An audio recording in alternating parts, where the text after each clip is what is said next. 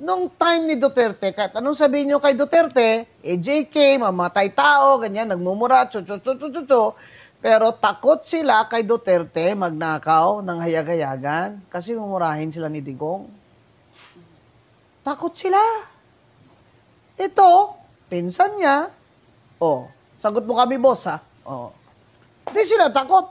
Di ba? Kaya itong invention na ito ng insertion at insertion fee at flood control at rock netting, ito, tingnan nyo mabuti, you trace the budget.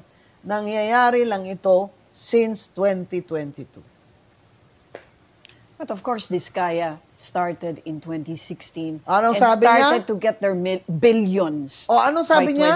2019. Tinanong siya, bakit nung panahon ni Digong wala kang ganun? Wala naman po nanghingi nung panahon ni President Duterte.